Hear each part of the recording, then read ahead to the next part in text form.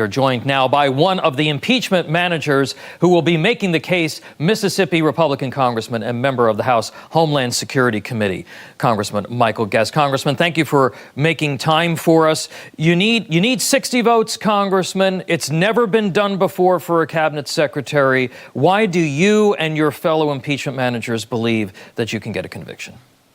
You know, we intend to lay out a very simple case. This is not difficult. We're going to talk about the cause and effect. We see that Secretary Mayorkas, when he was sworn in, when he was approved by the Senate, he inherited one of the most secure borders in modern history. But under his leadership, under his refusal to enforce the law, we see that we now have a humanitarian crisis. We're going to talk about statistics like the fact that there were over 370,000 illegal immigrants that entered the country in December. And we're also going to talk about the financial impact it has had on our communities. We're going to talk about the public safety aspect,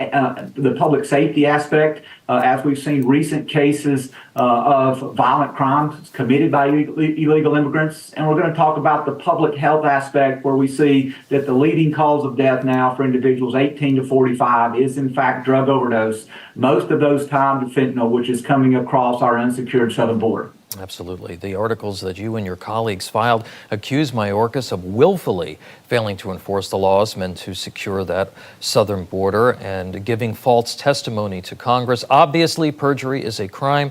But if it's Biden that is dictating the border policy, aren't Republicans perhaps better served by directing their attention at him instead of a man who is likely going to say, well, I have just been following orders? From the president, that he said it this week. He said he is not the person who is in charge of setting the border policy. Well, and clearly Secretary Mayorkas is wrong. Secretary Mayorkas does have to answer to the president, but the law clearly states that it is his duty, Secretary Mayorkas' duty, not the president's. It's his duty to detain inmates. It's his to detain immigrants. It's his duty to remove those immigrants. It's his duty to make sure that if you are paroling people in the country, it's on a case-by-case basis, not the mass parole that we've seen. And Secretary Mayorkas is the one that lied to Congress. He was the one that came in repeatedly, time and time again, raised his right hand, swore to tell the truth, and then lied when he said that our border was secure and that we had operational control. Joe Biden didn't come into Congress and make those lies. Those lies were issued out of the lips of Secretary Mayorkas, and he is the one who must be held accountable. Mayorkas' tenure has been marked by chaos and crisis at the border since October. More than 1 million illegal immigrants have crossed the border. Sex trafficking and the spread of fentanyl, as you point out, are directly attributable to the deliberate abdication of responsibility by the Biden administration. But if you succeed, sir, what impact do you expect it will have? Because I think that there are people who are saying, well, aren't you just rearranging the deck chairs on the Titanic when it comes to the Biden border policy? Well, the hope is that the next secretary, if Secretary Mayorkas is impeached, will actually enforce the law, regardless of the direction coming down from the White House, that they will enforce the Immigration Nationalization Act, particularly Section 212 and Section 235, which this secretary has refused to do. Also, it is imperative that we as a body, that we seek to hold our other elected officials, or in this case, appointed officials, accountable. And that's what Republicans are seeking to do. Time and time again, we've seen Secretary Mayorkas refuse to enforce the law. We see him come in and we've seen him lie to the general public. We've seen him lie to Congress.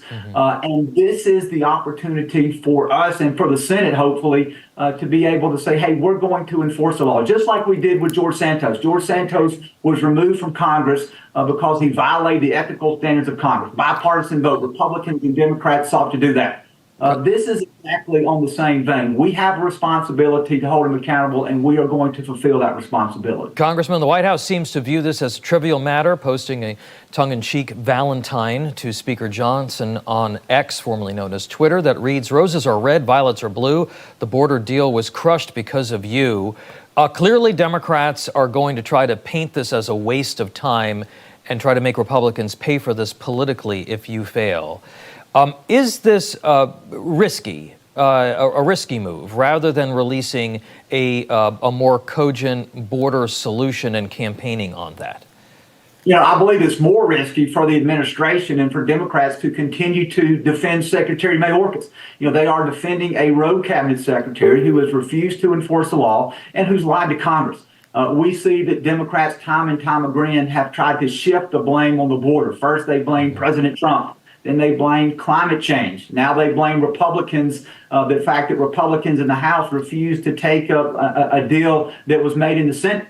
If the Democrats really want to close the border, they can take up H.R. 2, which Republicans passed last spring, and they can take up the appropriations bill that the House passed last fall. Both of those bills would add additional Border Patrol agents, additional money for technology, and they would increase the detention beds to a number of 41,500 detention beds, well over the amount that this administration requested. So the Democrats have the ability to take some of the solutions offered by the House. They refuse to do so. Instead, they want to play politics and they want to blame Republicans for the crisis that they have created. And of course, 94 executive orders from the president that impacted our border security. Well, this is certainly going to be a historic moment, and we will all be watching very closely. Mississippi Congressman Michael Guest, thank you so much for being here, sir.